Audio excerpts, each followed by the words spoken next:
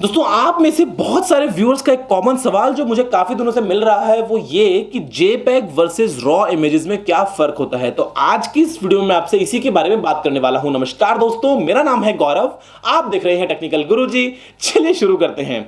दोस्तों जैसा कि आप जानते हैं, मैंने आपको बताया था कि आपके सभी स्मार्टफोन्स में हम आजकल बेसिकली पिछले करीब 10-15 सालों से डिजिटल कैमरास को ही काम में ले रहे हैं। चाहे हम बात करते हैं मोबाइल फोन्स की, चाहे हम बात करते हैं DSLRs की, चाहे हम बात करते हैं पॉइंट एंड शूट्स की। वो जो रोल वाला जमाना था वो जा चुका है और आज हमारे पास में डिजिटल CMOS या फिर BSI सेंसर्स, जहां से हम हमारे इमेजेस को कैप्चर कर लेते हैं। अब दोस्तों उस सेंसर में बहुत सारे पिक्सल्स लगे होते हैं और हर एक पिक्सल अपनी अप्रोप्रिएट इंफॉर्मेशन को कैप्चर करता है कि क्या लाइट है, क्या ब्राइटनेस है, क्या सैचुरेशन है, क्या कलर कंटेंट है। और ऐसे में जब हम उन सभी पिक्सल्स की इंफॉर्मेशन को जोड़ देते हैं तो आपको मिलती है एक क्लियर इमेज। लेकिन एक्चुअल दोस्तों होता क्या है कि वो जो इमेज है, वो जो इंफॉर्मेशन और पिक्सल्स जो निकल के आती है, उसका साइज बहुत ज्यादा होता है। अब अगर मैं आपसे कहूं कि एक फोटो का साइज है 50 MB या एक फोटो का साइज है 20 MB, तो क्या आप इसे एक्सेप्ट कर पाएंगे? आप इसको हो सकता है अपने फेसबुक पे भी ठीक से अपलोड ना कर पाएं, आप इसको व्हाट्सएप पे शेयर ना कर पाएं, या आप इसको अगर स्टोर करें तो आपका बहुत सारा जो डेटा है वो कंज्यूम हो जाएगा। लेकिन ऐसे में फिर हम बात करते हैं कंप्रेशन टेक्निक्स की, तो जेपेग उनमें से एक है।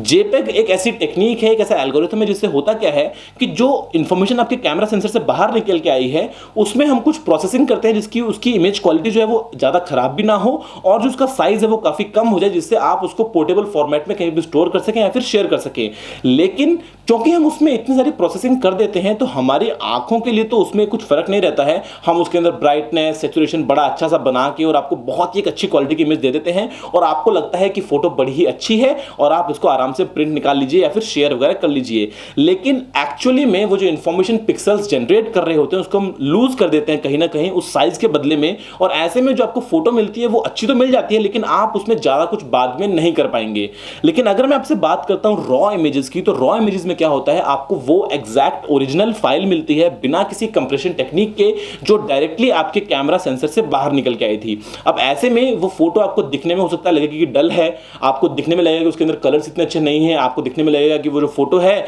वो थोड़ी एकदम अजीब सी है, ब्राइटनेस है, कॉन्ट्रास्ट जो भी उसके अंदर खराब सा है। लेकिन अगर आप एक फोटोग्राफर हैं, अगर आप एक्सपर्ट हैं फोटोशॉप में, अगर आप एक्सपर्ट हैं इमेज एडिटिंग में, तो आप उस इमेज में बड़ा ही कमाल कर सकते हैं और आप जैसा चाहें वैसी इमेज उस रॉ फाइल से क्रिएट कर सकते हैं, जो कि अगर आप कोशिश करेंगे जेपेग में तो आप नहीं कर पाएंगे, क्योंकि ऑलरेडी वो जो इंफॉर्मेशन है वो लूज हो चुकी है कहीं ना कहीं कन्वर्जन के प्रोसेस में। आपको एक बार दिखने में अच्छी लग रही है, लेकिन अगर आप बात करते हैं एडिटिंग की तो जेपेग में आप उस लेवल की एडिटिंग नहीं कर पाएंगे जिस लेवल की एडिटिंग आप कर पाएंगे एक रॉ फाइल में अपने हिसाब से, अपनी मर्जी से। अब ऐसे में दोस्तों पिछले काफी टाइम से एंड्रॉइड मार्शमैलो में भी फीचर था, उसके अलावा बहुत सारे थर्ड पार्टी एप्लीकेशन जो पहले से सपोर्ट करती थी, लुमिया फोन में आपको फीचर मिल जाता है, आईफोन में आपको थर्ड पार्टी एप्स में फीचर मिल जाता है कि आप अपने स्मार्टफोन में भी डायरेक्टली रॉ फाइल्स को कैप्चर कर सकते हैं। अब रॉ फाइल्स का साइज तो डेफिनेटली ज्यादा होता है, लेकिन अगर आप इमेज एडिटिंग करना चाहते हैं तो ऐसे में आपके लिए जेपेग से अच्छा डेफिनेटली रॉ रहेगा, जिसमें आप जो चाहें जैसा चाहें वैसा कर पाएंगे।